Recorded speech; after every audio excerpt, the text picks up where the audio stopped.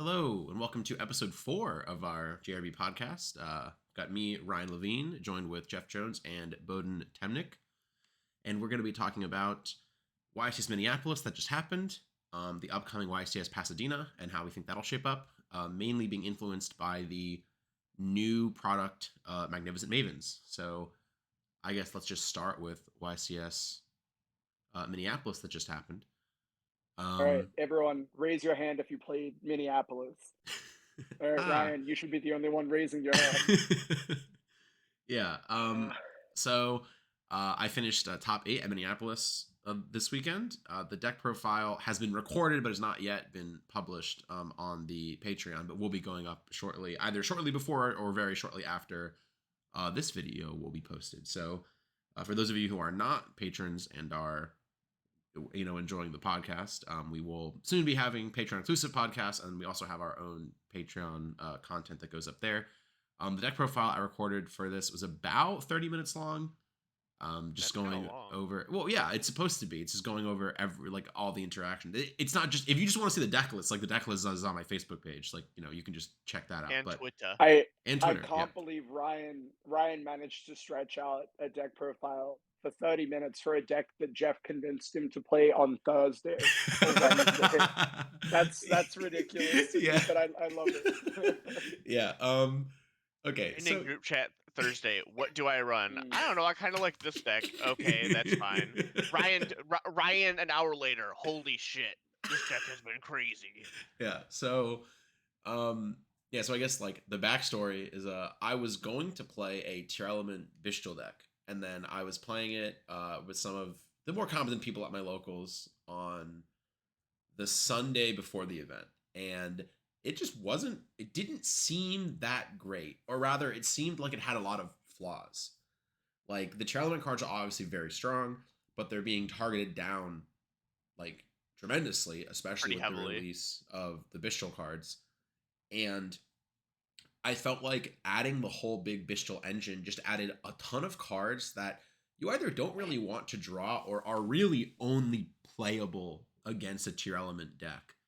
The main ones were just, as much as I love Bestial Lubellion and Branded Beast and that whole big package, and I do think it is very strong, and it's and I would like to explore it more down the line. Just drawing Branded Beast or any of those, or like Saronir a lot of the time too, just felt so bad in that deck, in my opinion. So I was not really happy with it.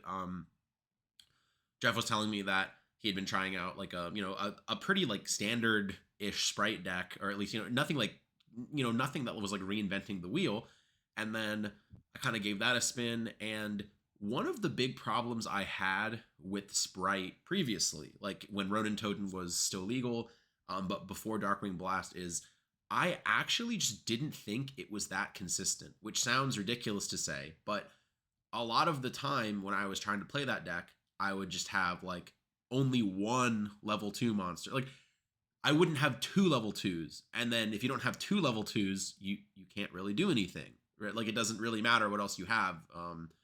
But with the release of Sprite Sprind, which the materials for that are a level 2 monster plus any monster, it can send Nimble Angler from your deck to the graveyard, which will then summon 2 more Nimble Beavers, and then you have 3, 2s, a Link 2, and then 2 level 2s. You can use the Link 2 to overlay for Gigantic Sprite. So it gets your whole engine going off of just 1 level 2 and any other monster. So with the addition of Kashira Fenrir and the Bestials mainly, were only bodies for this going second, but Magnum at creating 2 bodies as well.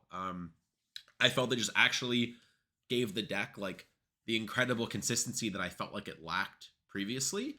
And I think that's really what a deck like Sprite needs. And I think like, a bunch of people love comparing whenever a new deck comes out that's like, really like, I'm going to say whenever a new like a mid-rangey deck comes out, everyone just compares it to like Zoo, or like just really bad comparisons to decks that do a lot off of a singular card, or that do a lot off of like a specific You card and are. then like any other monster. Yeah. Orcus was just like any monster plus an Orcus, right? Yeah. Like It's like, all of haha, this is Salaman-grade. yeah, Yeah. yeah, Like, exactly. And I yeah. really felt like Sprite didn't feel like that before, but now I think it kind of does, or it at least feels like Orcus to me, kind of, in that Mm. you just have random extenders and then an Orcus monster, or in this case, a level 2 monster, right, to make your Galatea, or in this case, Sprint. I think like the buzzword I was using to convince people that like this deck was playable, whenever they would like ask like, oh, like what do you see in Sprite, I would literally clear my throat and say, okay, I'm about to yell some buzzwords. Sprite Sprind is the new Halki Fibrax. That is what I would say. And then just Yeah. instead of a tuner, it's just a level 2 monster, right? And I think that's where like a lot of decks recently have been incredibly powerful because they could make Anaconda, which is just any 2 monsters ever, right? Or Firebrax, which is any monster in the whole game plus any tuner in the whole game, and it just did a bunch of stuff. And now Sprite can be any monster in the game plus any level 2, any level or link 2. So you can also, even with not level 2, something that came up, or that comes up in the mirror, like Dark for your opponent's Sprite monsters obviously lets you play also, but just making Dark and taking anything, and then Dark is a link 2, so that can make Sprite Sprint. So even in some matchups where like there were some games where like I lost the roll and looked at my hand, and had I gone first, I would have passed playing 0 cards. But because I went second, I like Bistuled them and then had 2 Bistuls, and then made Dark, took their irrelevant Dark monster and made Sprint and just killed them. And it's like that type of thing was not possible previously, I don't think. Yeah, and something to point out is that that is exactly the same also, not only for the Sprite deck, but also for Tier Element, where Yes. now it's like, oh, you have a darkened guy, make Dark, take their guy, make Sprint, send Murley, and now you have Sprite or Tier Element combo. Yeah, I So think Sprint is a Mm. ridiculous card, like absolutely ridiculous. And I think that is one that like I was looking at prices of Darkwing Blast right before the YCS, and they were, all the secret rares were kind of trending downward. Like Rokalos, Cartesia, Sprint were all around the same price. They were all kind of trending down. And after the YCS, we've seen Rokalos is like $8 now, just something ridiculous. Yeah, Which, granted, they're all in like the very low end range, and then yeah, you look at Cartesia, and it's just a card that, in the grand scheme of things, is probably unplayable. But like Sprint, the YCS winning list just played 2 copies of Sprint, yeah, right? And yeah, like your deck shouldn't be playing Cartesia, just like $20. yeah. Rukalis like 8, and then Sprint's just at like 11. It's like, No, it no, no. shouldn't be 11. Sprint has actually been trending up, but still not as Okay. much as it should it's like be. almost 14, Yeah, 14ish right now. That's But that's still too low. yeah. That's like elf territory, I right? Like I what think people didn't truly understand. yeah, like I think Sprint will probably. I think that's one that I think should trend upwards to be.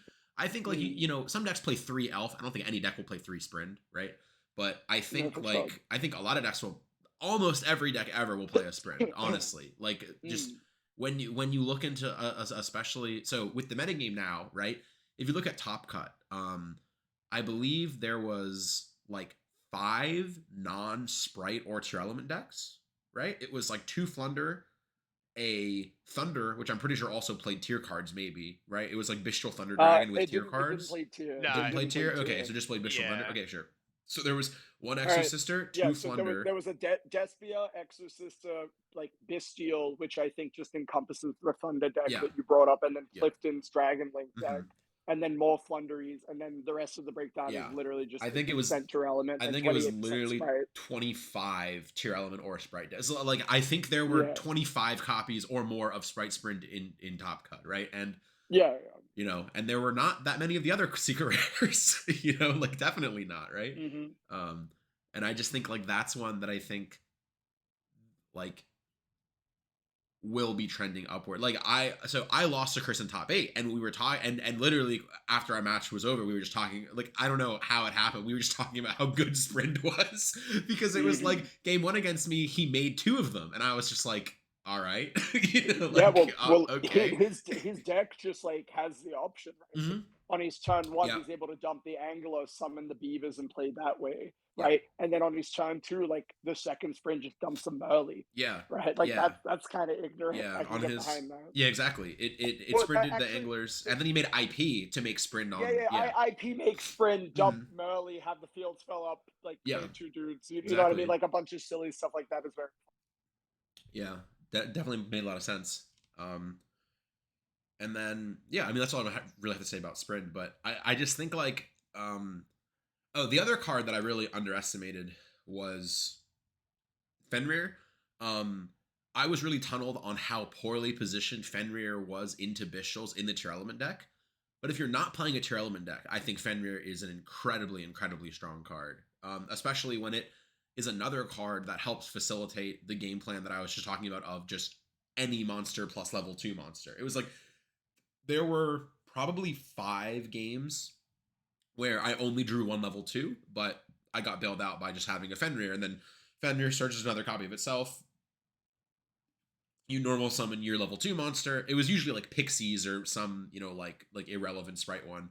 And then just make a sprint. And then you can just play from there. And then the extra bodies that you get from the sprint, specifically because you can use sprint as a material for Gigantic, you get the extra level 2 required to make Toad, even though Ronan is banned, right? So you just Gigantic out the Swap Frog, send another Swap Frog, and now your board is Gigantic, Swap Frog, and the 1 extra Beaver, and then you use the Beaver and the Gigantic for Elf and bring back the Swap Frog, and then you have Toad. And then, assuming you started with your actual sprite cards, right? Not like, in the instance that you just only have Sprint, you have the option of Toad with Elf, or you can just go for more sprite stuff. But if you started with, like, a reasonable hand, and you just started with Blue or Jet, or, Starter, or anything like that, then it means that you usually have, Elf, Toad, and Sprite Double Cross, and sometimes even like a red or a carrot. And Sprite Double Cross was a card that we had already talked about, where you can or Jeff was saying he liked it because you could take their Fenrir and then it protected your Toad. Or you can take a Bishal if they just, go straight to battle phase and try to summon a Bishal to attack over Toad. And then if your opponent doesn't Toad 3 times. Yeah. And if your opponent doesn't have those options, if your opponent has to just play through your cards without Fenrir or without Bishals, and they just have to play an honest game, then you can just use your Double Cross not to take their card, to just reborn your own Toad. You can Toad them 3 times. So that was another just absolutely ridiculous scenario. And then Toad gets back 3 waters. So then Toad actually adds back. So then Toad adds back Beaver, Angler, and Swap Frog. So then your follow-up is you can Swap Frog, discard Angler to get the last Beaver out of your deck, and then normal summon the Beaver to reborn a Beaver from your graveyard. So then you have 4 level 2s for your follow-up after you triple Swap Frog, or after you triple Totally Awesome them. So that was just absolutely, I don't think any deck can beat that with their engine, right? That just doesn't seem real. If you just and no one was playing hand traps really, like none of the Charlemagne decks were playing actual hand traps. I think I played one. So actually, I have it written down, the decks I played against in the rounds, just to give some context. So okay, round 1, I played against Blue Eyes. It was just his first YCS, he said. So he was a very casual player. Round 2 was a pure Kashula deck, and Game 1, I just went first and had Toad to double cross, and there's nothing that he could do. But Game 2, his deck was actually pretty interesting. He was playing a bunch of level 7 extenders, and then he was playing Nadir Servant just for extra value, and Maximus and whatever. So he was just trying to make, so he was playing Instant Contact, which just summons a Flare Neos or whatever just to get a level 7, and then you can make either the Kashira Exceeds Monster, or you can make Diablosis, Mind Hacker, and rip a card from your opponent's extra deck and banish more of their cards, and that kind of has synergy with the Kashira cards anyway. But I did win that one, and then I played Adventure Sprite round 3, Marincess round 4, and then starting here it was just Tier Element, Bishal Tier Element Sprite, Tier Element. So rounds 5 to 9 were just variants of Tier Element, which I guess is was kind of expected, right? Like as you get deeper into the tournament, you're probably going to start playing mostly against tier element and sprite Yeah, like, decks. do you guys have this one where, like, say you're, like, in the X1 bracket, you're sort of, like, top tables-ish, and you look around and you're confident playing against, like, the top 2, but then you, like, look to your left and there's, like, that one dude playing the weird deck you've just never read the cards for, and you just think to yourself, "I am going to play him. This is going to be unfortunate." You know what I mean? It's, like, always in the back of my head, I look and it's like, "Oh, no." It's like that one dude playing, it's like, "Oh, Yeah. there's the machine guy 7-1," and you're just like, "I'm gonna have to read, like, half the cards." Yeah. Well, like, obviously not now, but just in general. Like, I hate those ones so much. I'm so relieved when I have to play against, like, the 20 tier, you know what I mean? Like, I'll take, like, 5 mirror matches instead of the one dude that clearly is, like, overperforming with a rogue deck that I'm just gonna sit down, have to read every card, and then just, like, probably throw a game or 2 or just play, like, really, really poorly Yeah. against. That's just me.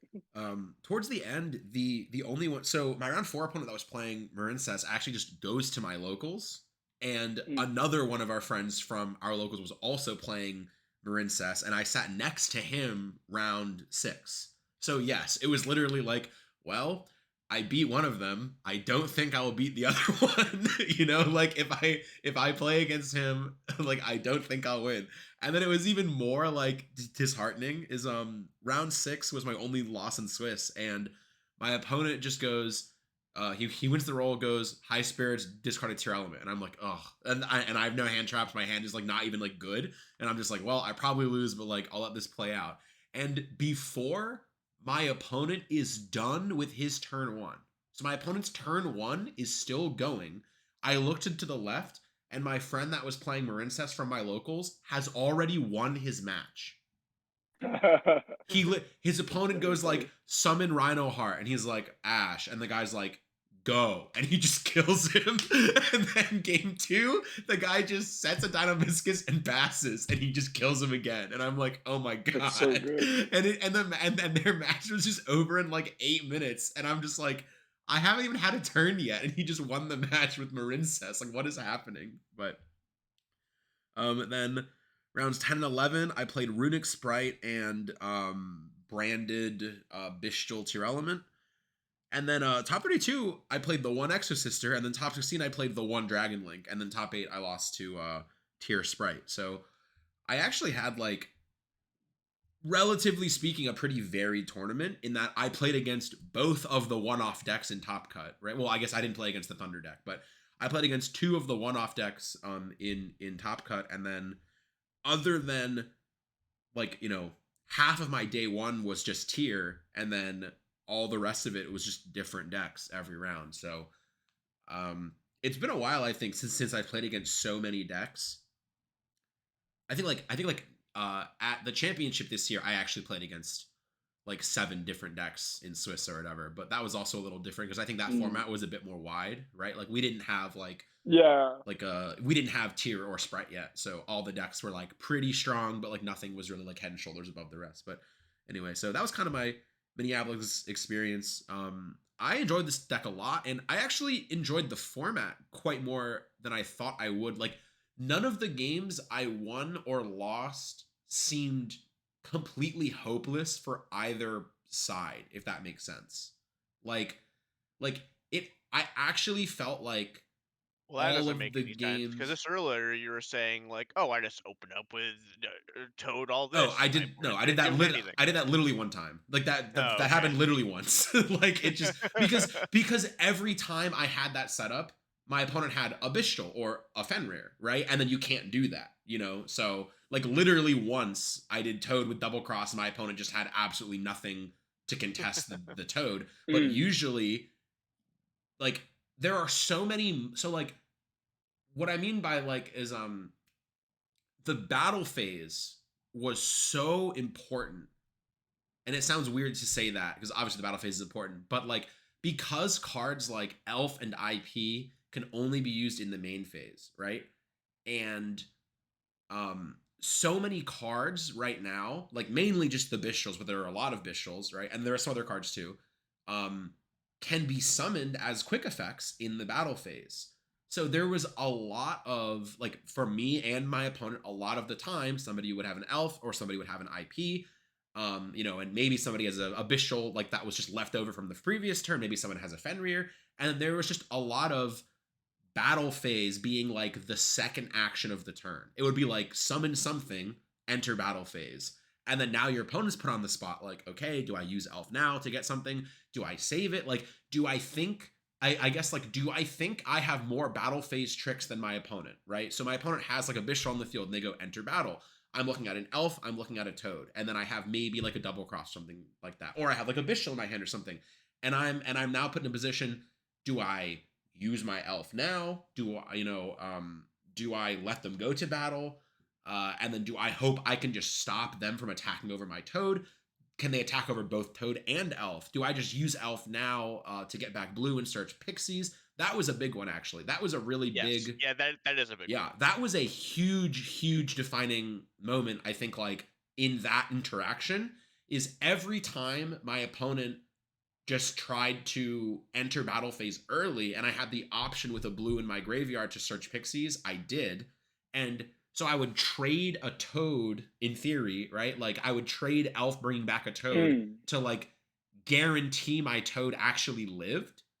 And that was something that, like, I don't think we've had that previously, right? Because before Bishops and before Fenrir's, what were you doing to contest them in the battle phase? And Runic Sprite doesn't have a battle phase, right? So that's another big disadvantage that Runic Sprite has going into the Darkwing Blast format, that I think, like, I felt pretty confident playing against Runic Sprite because I knew they couldn't do that, right? So once I got past the first action in main phase, also, when I played against Runic Sprite, instead of just consolidating my board down to, like, Elf Toad, I was expecting Lava Golem and Sphere mode because that was what Josh won Utrecht with the previous week. So when I played against Runic Sprite, I tried to go as wide as possible, right? So my plan was like, okay, I'll have, like, I drew like Fenrir, and then maybe I'll try to end with like red, carrot, elf, like another guy, just go as wide as possible. I don't want to be making exceeds. I don't want to be going into toad. I want to have as many things on field as possible because they don't have a battle phase, so they can't remove them. So if I make it as hard as for them to remove my cards as possible, then I'll have a better chance when it's my turn again. So I don't know. It just created a lot of interesting, like, the Bistals and Fenrir created a lot of interesting dynamics that really gave a lot of counterplay to my setups, at least. With like Toad and just kind of like Elf and Toad and trying to protect my guys in the battle phase. And then likewise, the Bistals and Fenrir gave my deck a lot more counterplay to the True Element decks, because there were some times when I wouldn't even Bistal them. If I drew Fenrir and a Bistal, I wouldn't even always Bistal on their turn. I would actually just, if it was like Magnemite, I probably would, but if it was Drua's Worm and a Fenrir, I'd usually just hold it, and then I would lead with Fenrir on my turn, and then when they tried to fuse, make a play. Yep, because the True Element deck, the board they make isn't that crazy. What's really crazy is when they fuse on your turn and trigger all their guys, right? So when I would I would get my Fenrir set up, and then I would hold a Bistral to contest one of their fusion that they try to make on my turn. And that would apply a lot of pressure where I could try to attack over their stuff. I could at least go battle phase, force their Time Thief, right? So I would force them to Time Thief earlier than they would want to, stuff like that. Just the option of having monsters that actually contest your opponent's setup by battle was a very unique thing that we haven't had in a long time, I will say. Like, what is the last format that you remember that being like such a crucial point of interaction, of just like actually attacking your opponent's monsters before you started playing? I feel like there is an answer to this, but I don't know what it is. I agree. I feel like there is a format, maybe even like Zoo, just because all the guys had such little attack that, like, just entering battle phase and forcing their Trident, was like, that's maybe probably like, what I'm trying to think of. Like, all right, like summon a guy, battle phase, all right, they have to Trident, and then you start playing with like Barrage or whatever. mm-hmm.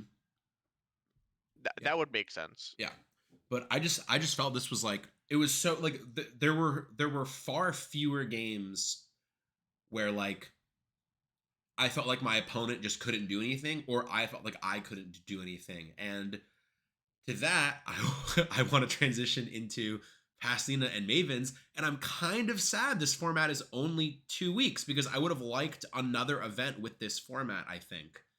And Mavens is about to probably turn everything on, on its head. And I haven't had a chance. My flight got delayed on the way back from Minneapolis, and I had to stay an extra night in Chicago when it missed my connecting flight. So I have literally just gotten home, and I have not had any time since getting back to actually practice for Pasadena. But I know that you two both have, and I wanted your thoughts on that. Of just like, I've just been saying how much I enjoyed playing this previous format and how like different I felt it was, and how much counterplay there was.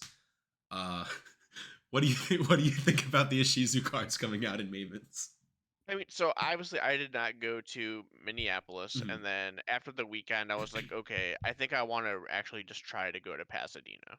And I Mhm. told Max, I think I'll book my flight now. And then I played with Jesse for a couple hours and decided I'm absolutely not going to Pasadena. This was miserable. I'll just practice for the 3v3 in format because there'll be a new set and new forbidden Hopefully a list by ban list, then. yeah. Um, so the Shizu cards are intolerable. They not only are they like super strong, but I don't think they're fun to use. I don't think they're fun. They're definitely not fun to play against, and it's just it's just awful. It's just not good. I'm not having a good time, bro. Sure, sure. I mean that's fair, right? Because I I that's also. Oh, sorry. Go ahead. no, I think so. I agree with you, but part of me just I look at the cards and I think, okay, if everything's at this power level and both players are like able to interact with it, surely there's a point where the mirror match actually has some like intricacies, and maybe there's like certain things you can do, certain things you shouldn't do.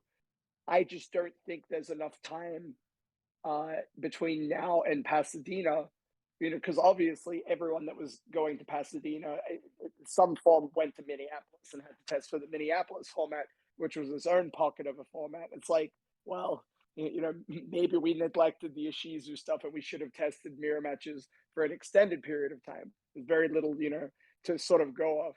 And that's where you might see like some minor edges that make sense. Because I don't think it's just going to be related to like, oh, I got luckier than my opponent every single time. I think it's more so that it is just like not fun Yu-Gi-Oh because it's less interactive, more just like mill my cards. Did you mill cards? Yes. And now we sit here for 5 minutes trying to figure out what the fuck is going on. Yeah. While you're So shuffling the other That's cards back, literally and what makes it yeah. awkward. But I think if you sit there and like you have the ability to micromanage it and do that for 2 whole days, you'll win a tournament like 99%. Like I think that like you can find edges in that matchup. I just don't think it's particularly fun, and it's just not going to be like a good tournament experience. Maybe yeah. Japan likes So it more because they're playing like 6 rounds or something. Obviously that's hyper. Like they're playing more rounds, but like still, it sort of just edges itself out as it goes. I mean, so Minneapolis was just under 1,100 people, right? Which Mm-hmm.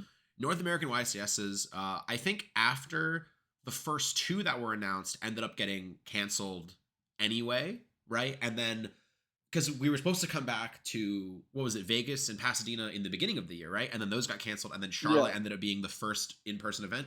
I think because the first two events got canceled, attendance really suffered for Charlotte and Hartford, right? But then now we've had two events that were pretty successful, and we had the championship, which had a reasonable attendance, not as big as some of the older ones like Necros and Monarch and BA, but definitely bigger than Hartford and Charlotte were.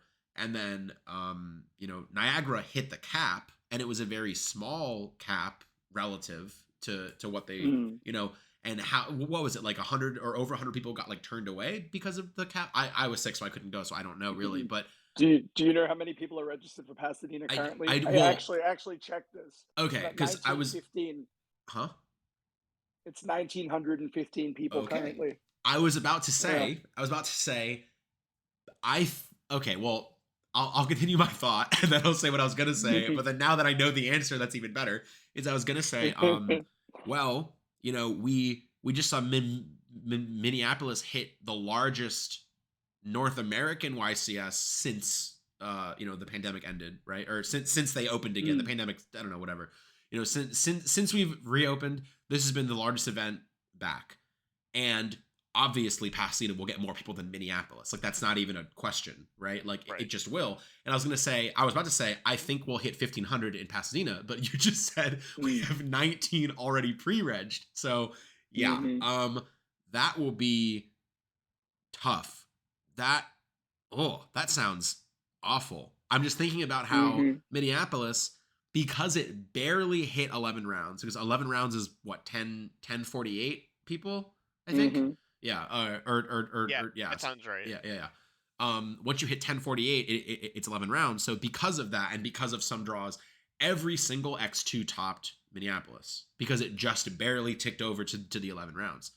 If we get 19 for Pasadena and it either caps or it doesn't tick over to 2000, it's not ticking over. Yeah, I was gonna say, and if it doesn't tick over to 2000, where we would get 12 rounds of Swiss, there will be a ton of X2s that will not make it, and you'll still be playing a super grueling 11 round tournament, right?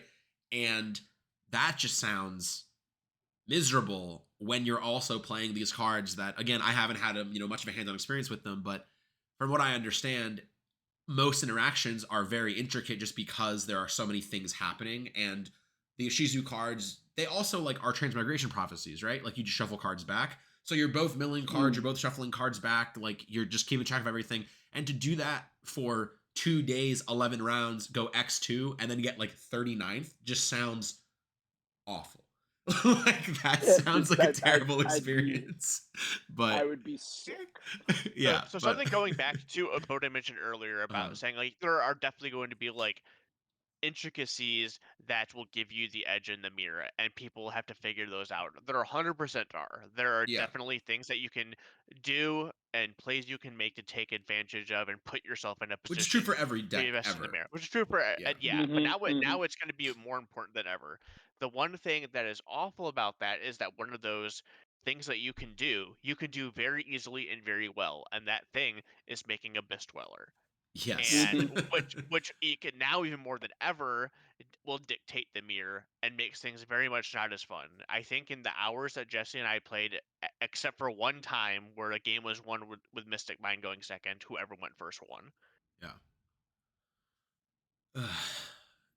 And like, something else that Bohdan said that kind of reminds me is there is also something to consider. I think that sometimes gets neglected. I mean, like, I think so there's a lot that goes into making a game. That's a very broad sentence, and I'll zero on it. Whether you're making it competitive or you're making it, like, zany and fun, there's a lot that goes into every aspect of the design, and we are trying to play this game competitively, right? So as much as we, and I think we all acknowledge, if we wanted a game that was strictly skill, with like as little variance as possible, we would just play chess. So we do enjoy the fact that there are random aspects, and that's what makes card games exciting, is there is a bit of variance, right? So you can get lucky and you can pull it out, or you can get unlucky and lose, and then you just come back and you got to try again next time. And it feels bad when the variance shifts too far out of your control, but it also kind of feels bad to a lot of people when it's so streamlined, there isn't any, or there's no way to like express yourself in the game. And I think a lot of people express themselves in the game by deck building, right? And when we get to a format like this, where allegedly, again, we haven't had the event yet, and I haven't really, like, taken the time to myself personally look at these cards as much as I should have. If we're getting, into a near tier 0 format, like, I loved Spiral. It just, something about it clicked, and I really liked it, and I loved playing, 12 Spiral mirrors in a tournament. But I understand that's not for everybody, and I understand that the game cannot be like that every single time, and we need things to change. And the other thing that makes card games fun usually is how they change, which is also why I personally don't really like going back to like Goat or Edison or anything like that much, because I would rather just play new cards, right? And and things I've never seen before. And I do understand there is innovation, and Goat is a 17-year-old format, and people are still innovating it, and that's also impressive. But it's just not how I enjoy it. And if the Ishizu cards, even if they are incredibly strong, and as you guys are saying, there could be, maybe in a week we find some edge or some knowledge check, or just it is an incredibly skillful format. If it's not fun, and as Jeff was saying, it wasn't fun to play with, it wasn't fun to play against, like what are we left with? Like, why are we doing this? Why aren't we just playing chess? I guess, if just no one's having fun, what is the point at the end of the day? I think like a big reason why it's not fun is because these cards have effects that we have seen before, kind of just on a grander scale. It's not like they're doing anything unique. Milling yourself or your opponent, that is not like a new mechanic. That's something that's happening right now, like in current Yu-Gi-Oh! And has as the entire time Yu-Gi-Oh! Has basically existed. There have been Yeah. mill strategies, and this just happens on a greater scale. And so it's not like new, it's not innovative, it's just the next kind of strategy that takes advantage of sending cards from the deck to the graveyard and then disrupting your opponent's graveyard. So just on a bigger, larger scale than we've been used to, and because of that, yeah, that's what makes it's not fun. It's not new. It's not cool. Yeah. It's not unique. It's just same stuff with power crept. Yeah. And I think like one thing I want to touch on about that is obviously, the game's been out for 20 years in North America and longer in Japan, that there of course will be some types of strategies that will be retreaded.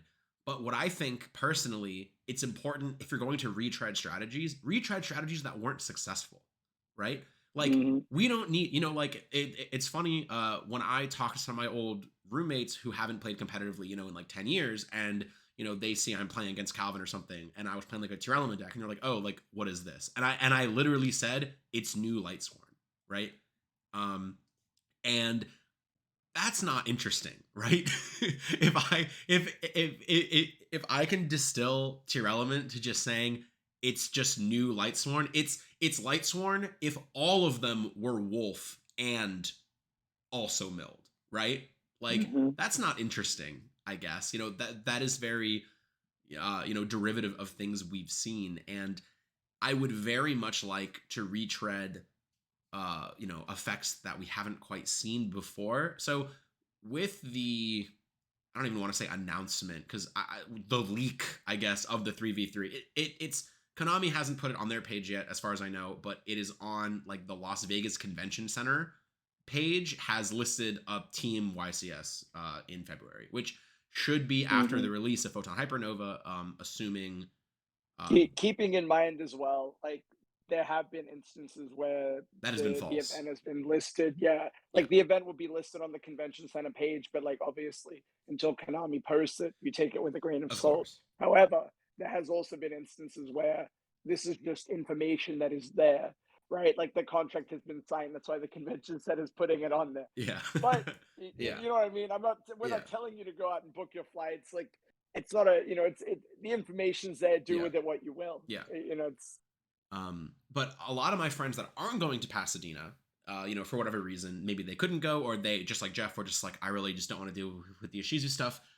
They've been looking already, they've kind of just shifted their sights to Vegas, right? Or to Photon Hypernova.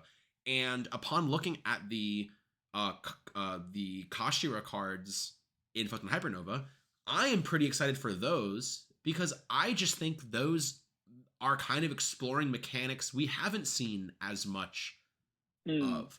I think banishing things face down is something that has been really, really underexplored in Yu-Gi-Oh! Honestly. Like, maybe for good reason, because being banished face down is just like the hardest removal imaginable. That, like if a card is banished face down, there's like 2 cards ever that can get it back. It's like Omega and like, the Like Necroface shuffling yeah, them yeah, back or whatever. yeah, yeah. Like I can probably, like I can only think of two at the top of my head, and I'm sure there are probably less than 5 that exist, right? Like maybe the new Kashiras also interact with Bandage Face Down, but I think that's an interesting mechanic, and I did like Fenrir when I was playing with it this weekend. Like it was a fun. I thought it was like a fun card, and it was another card that added a different dynamic. It rewarded you for going to the battle phase, which, as I said, it sounds crazy to say like in 2022 having to go to battle phase is innovative, but like the battle phase has been just such an afterthought and so irrelevant for such a long amount of time.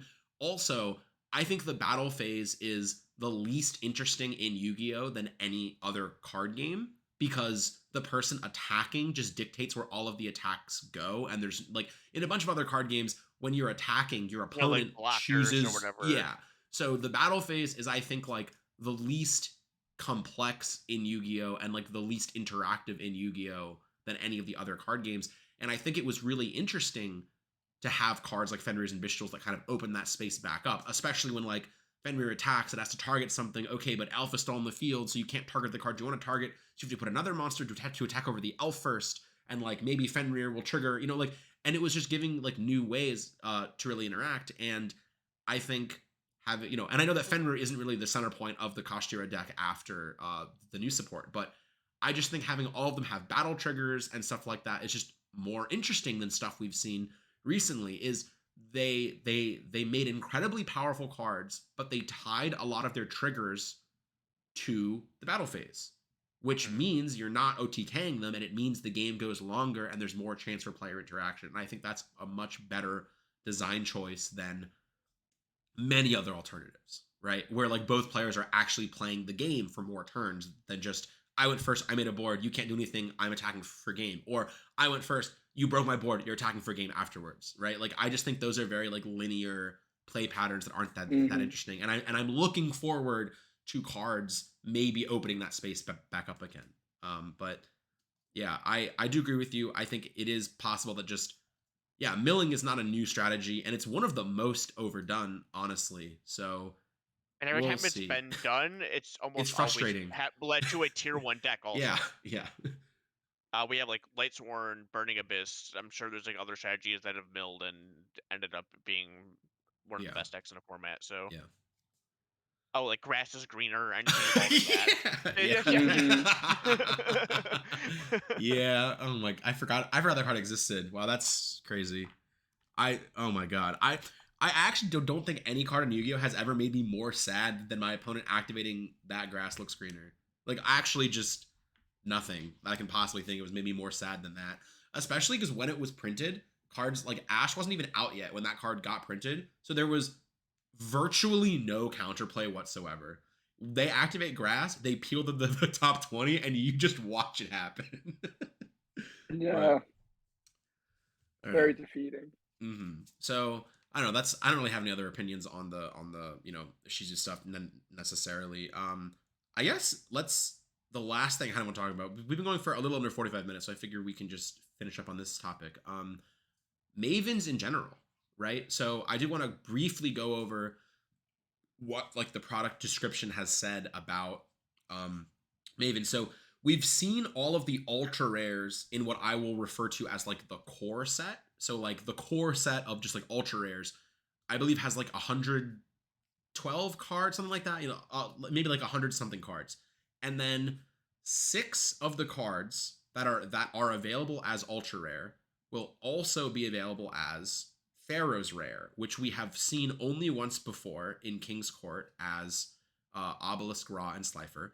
And then in addition to the 6 reprints that will be available, presumably reprints that will be available as Pharaoh's Rare, there will also be 12 cards only available as Pharaoh's Rare. So we've seen a couple of them. We've seen the True Name, we've seen Gold Sarcophagus, and just today we saw Crystal Bond, which I am obviously super excited for Crystal Bond. That was super out of left field, and I'm cannot believe it. I don't understand it. Yeah, Ryan's little PP became big PP. Yeah, like Because when I saw the true Mm. name, I groaned, I rolled my eyes. I'm like, oh my god, they're just gonna do the Egyptian themed cards as Pharaoh's Rare, and like all those cards are terrible. Like the true name is literally awful, and it's like it has like an 80-cent printing from like the raw duelist pack set. Like and then Gold Sark was the next one, and I went, That's okay, pretty cool. that is. I was like, oh, okay, and I was like, realistically, am I ever gonna buy a Shonen Jump Gold Sark or a Pharaoh's Tour Gold Sark? No. So what Gold Sark do I have right now, or what Gold Sarks are available? I currently own a Duelist League like pink Gold Sark that I think is kind of neat. That's the one that I used in Thunder Dragon, and I haven't really played that card since it got limited. But I saw the Pharaoh's Rare one, and I was like, oh, that's cool. Like that's the type of card, like Gold Sark is the type of iconic card that I think is cool to have a high rarity printing like that.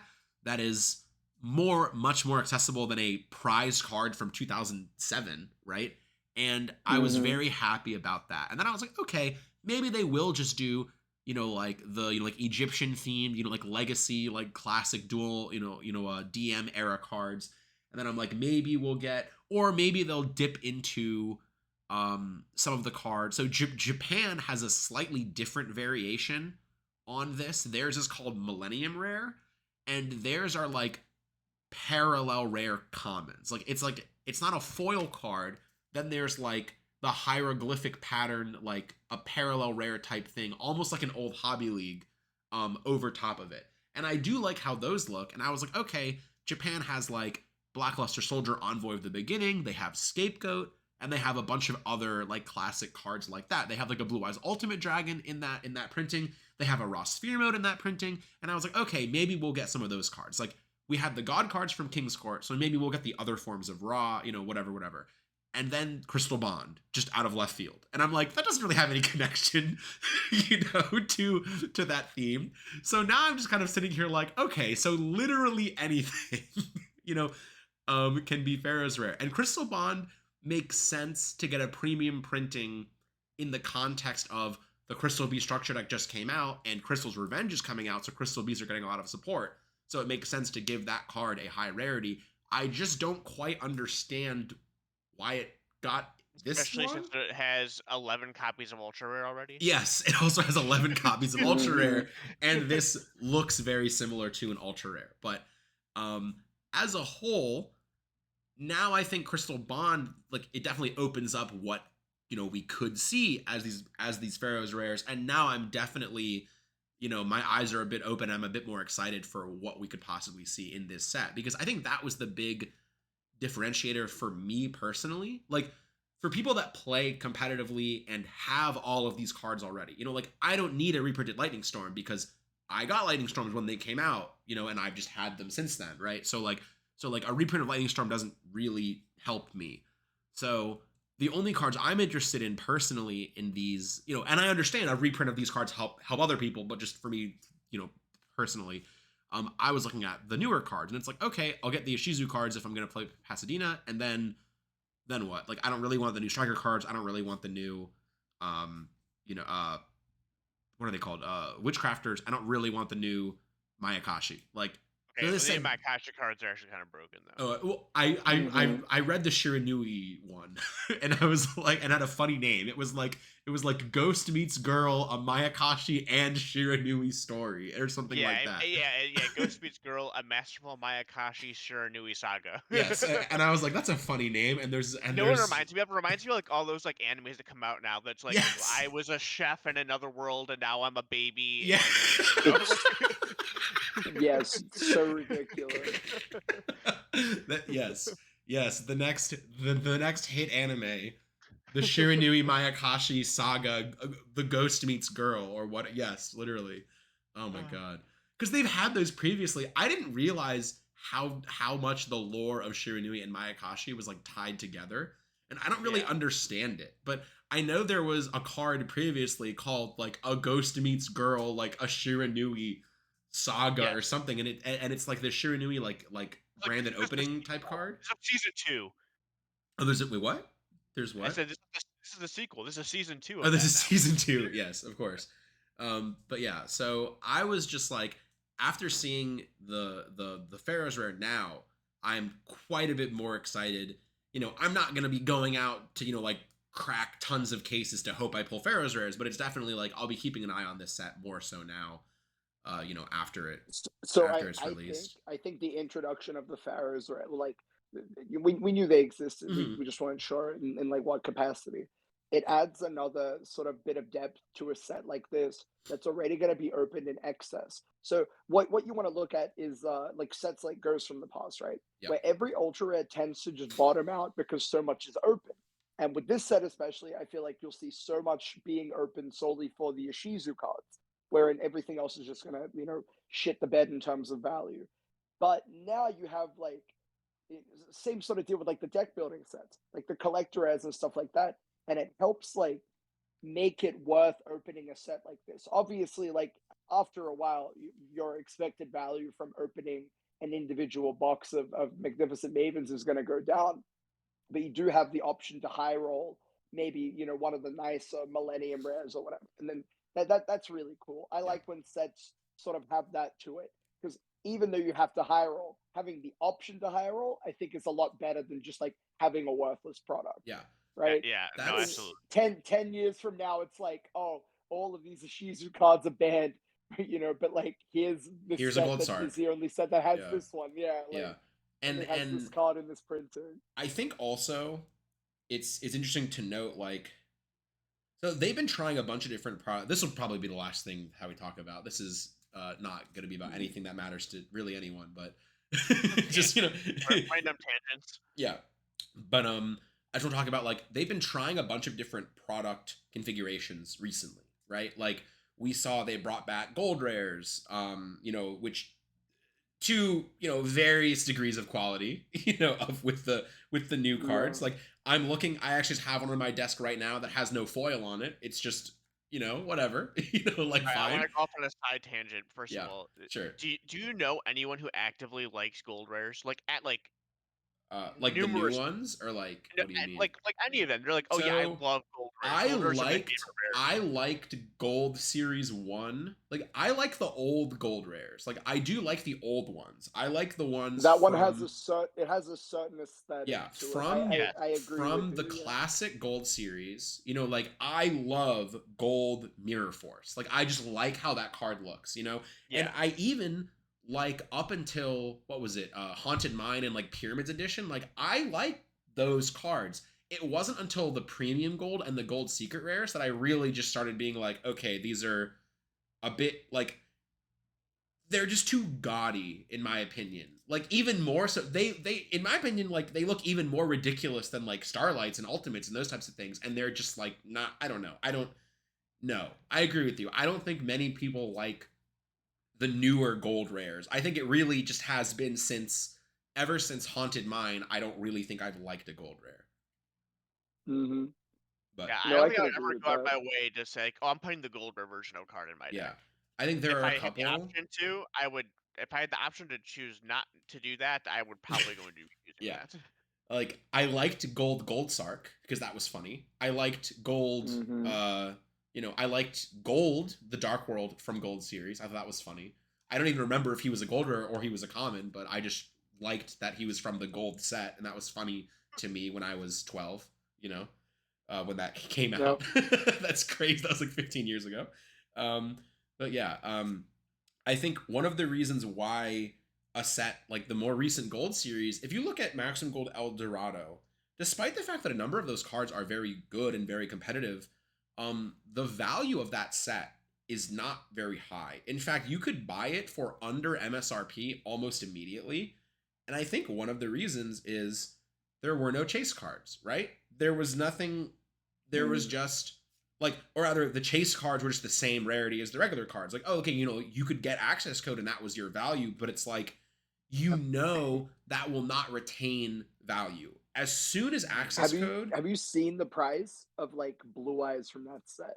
Yeah, It's disgusting. Yeah, it's so low. Is it very low? Yeah, It's very, I very refuse, low. I refuse to sell them. I told Max we're just holding on to these Yeah. forever. Yeah, but like because when you look at a set like that gold series, right? As soon as access code gets a printing in any other rarity, right now access code has like the $100 original secret rare from Eternity Code, and then like the $50 or $60 reprint from Maximum Gold El Dorado. As soon as access code is in anything, if it's in battle, is it confirmed to be in battles? I feel like I vaguely remember it being mentioned it was going to be in something. It's not in Mavens, right? I don't think.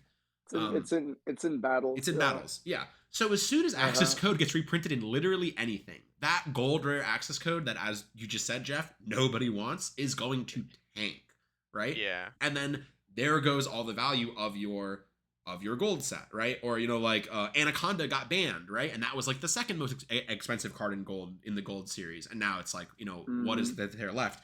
And then Ghost from the Past 1 was incredibly expensive on the resale because of the ghost rares, and then Ghost from the Past 2 is not as much. Like, you can get that for under MSRP, but if that set was just the ultras and didn't have the chase cards, I think that would be like an absolutely worthless set, honestly. Like, it would just have nothing.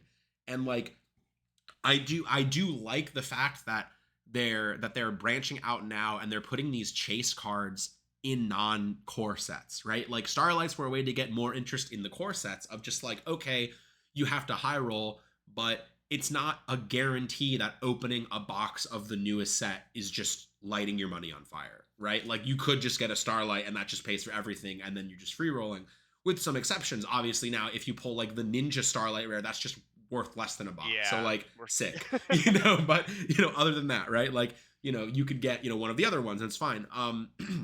And I would personally like to see them put chase cards in some capacity. Like, now that we've seen Ghosts coming into side sets, which used to be only main set cards, we've seen the deck building packs, like the ones that used to just be secret and supers, transition into these new packs that have collector's rares, and they have a chase variant in them. Which I also think is awful. I think that those side sets are terrible. Right, but if they didn't have collector's rares, imagine what they would be, right? Like, I mean, even with collector's rares, they're bad. So sure, that's but imagine something. Yeah, I know. I'm just saying like we're seeing at least like when you open a box of that set, and then we saw them try to do the same thing with the Legendary Duelist set, except unfortunately the ghost rares they picked were unplayable. Like, I guess like we've seen them kind of save the value of some of these sets, or at least save the interest of some of these sets. Like, Ghost from the Past 2 no longer really has any relevant cards, but you can just still get a Ghost Dark Magician Girl, right? Or a Ghost Blue Eyes White Dragon. And those cards, while not, like insane, they will retain value forever, right? Like, a Ghost from the Past 2 Blue Eyes White Dragon will have some value forever.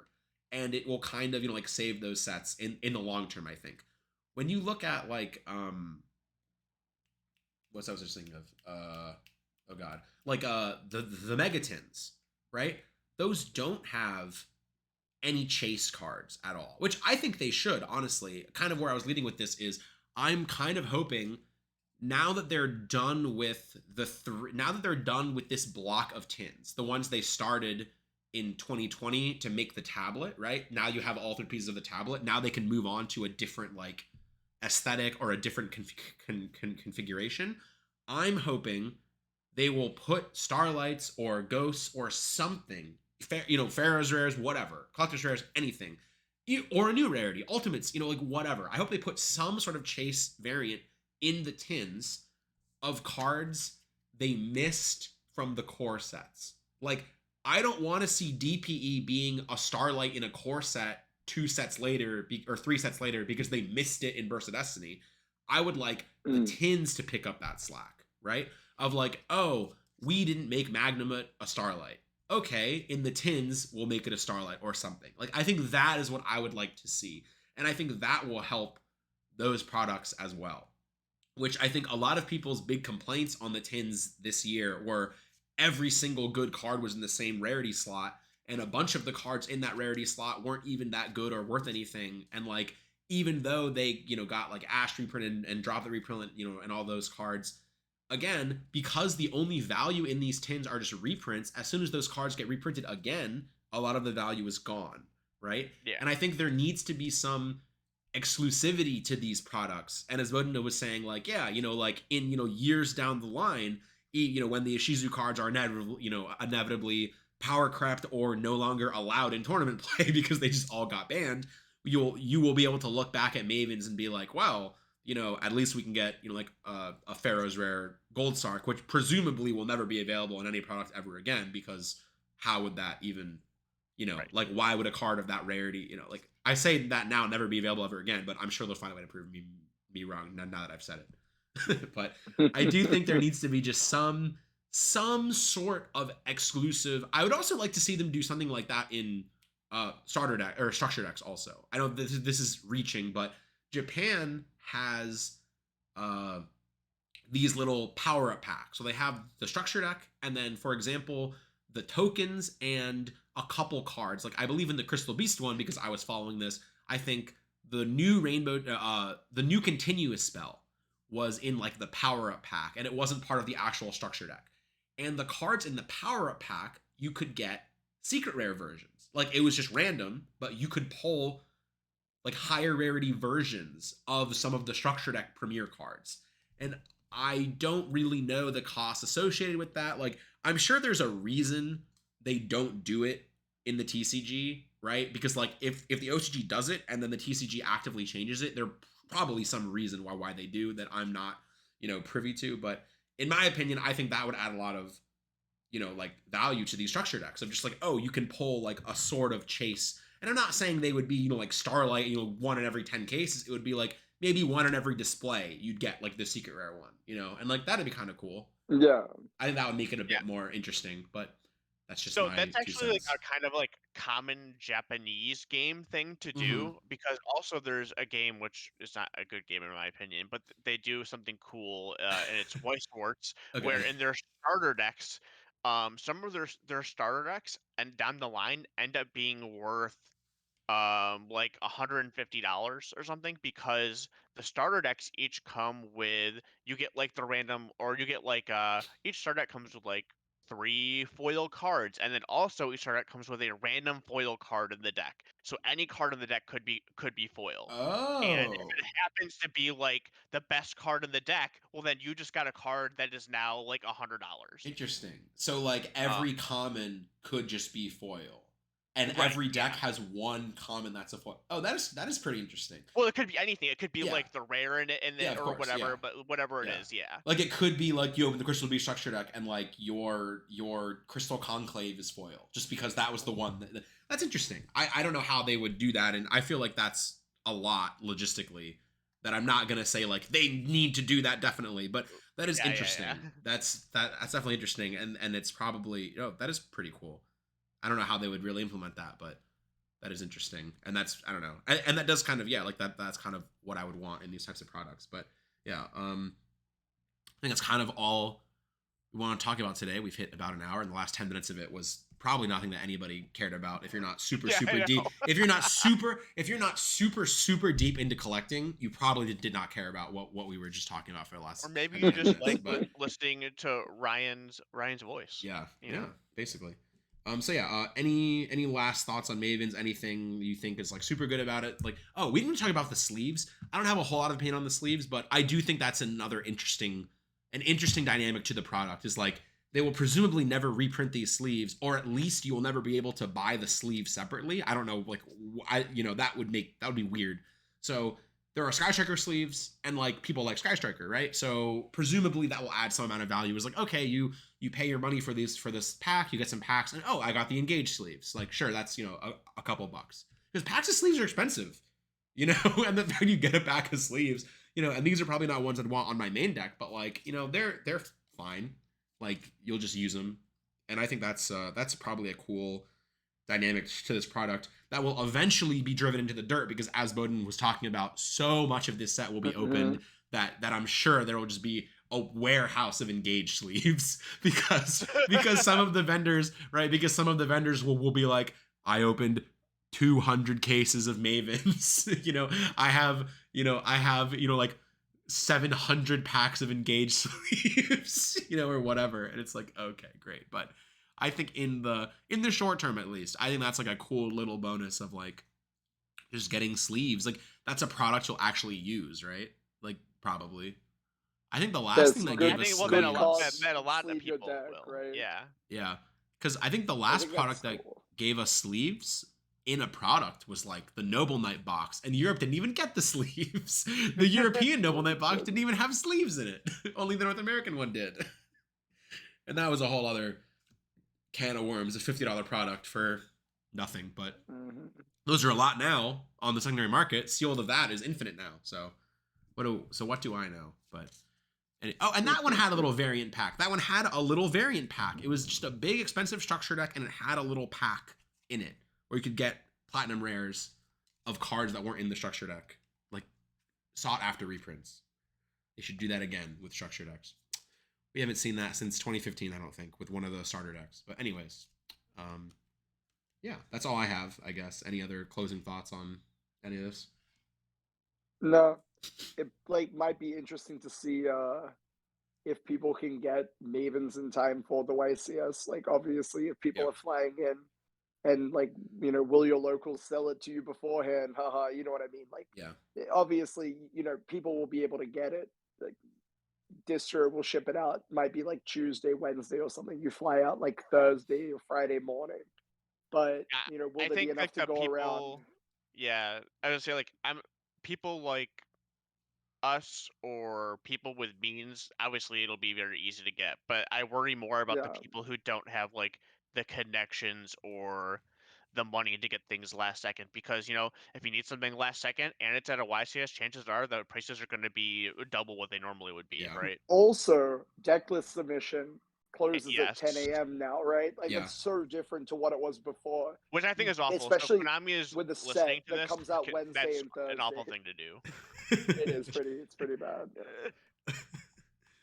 I understand from okay, I guess this will be the last thing. I understand from a logistic point of view, having a deck list be due early is a good thing. I don't even have a problem with deck list being due Friday. The only thing I have a problem with is if you pre-reg, which you are encouraged to do, and in fact, if you didn't for Niagara, chances are you couldn't even play. Your deck list has to be turned in by 10 a.m. or else you receive a game loss for round 1. If the event does not cap and you do not pre-reg and you just walk into the venue and sign up, technically you have 6 extra hours to work on your deck list and get cards before turning it in. Right. Because you submit a deck list handwritten or, whatever at the event. Off, whatever. So it is a competitive advantage to not pre-register because you get extra time to submit a deck list, assuming you are actually allowed to enter, which you are not always allowed to. So the only thing, I have no problem with deck list being due on Friday. I just think it shouldn't be 10 a.m. Midnight Friday. It should just be before. I think it should be later in the day on Friday. That is my only thought on the matter. Is I just think it should be later in the day on Friday. I think the deadline should be the same if you pre-register or if you do not. I think it is very bizarre that there is a advantage technically to not pre-registering because you get extra time to work on a deck list, which is not the end of the world. Disadvantage is you won't be able to register. Yeah, the disadvantage is sometimes you can't play. So that's a pretty big one, but yeah, that's it. I would also like to see NA maybe eventually incorporate Neuron to pre-register, because you could do that for Utrecht, right? You could just fill out your deck list on Neuron and submit it that way. I don't know why NA hasn't done that yet, but I'm sure there's some reason, and I'm hoping by next year. And you can use an app to register for events. Yeah. I'm just hoping by next year, it will be consistent through all regions, and maybe these issues that we have will be eliminated. We have sort of like the off season, I guess, after Pasadena. I think there's a remote YCS, and then nothing until the new year, until YCS Sydney, and then Vegas. So, or when is the European one? I actually don't know. Is there European YCS in December that I'm just forgetting? There's Pasadena, and then Dortmund is the week after. That's the week after. Okay, so sure. And then Costa Rica, end of November. Yep. And then remote in December, and then Sydney. Oh, there just is no off season this year because there's a remote in December when usually there are no events in December. Okay, great. So this year we have no off season, so maybe nothing. Pasadena, Dortmund, Costa Rica, Sydney. Yeah. maybe nothing will get changed because there And literally is all no of those will season. just be probably using a Shizu, so Yeah. have fun for those Yep. months. All right, fantastic. So thank you all for listening to the fourth episode of our podcast. I think the next one we should probably do Patreon questions. I think that would be a good one. So I'm saying that now, and we can get started on that ahead of time. So, but yeah, thank you for listening to this. This concludes, I guess, our first month of the podcast, and I guess we'll be We've been back. doing this for a month already. I feel like we just started this. I know. And then we'll be back with the recap of YCS Pasadena next week. So stay tuned for that. Thanks.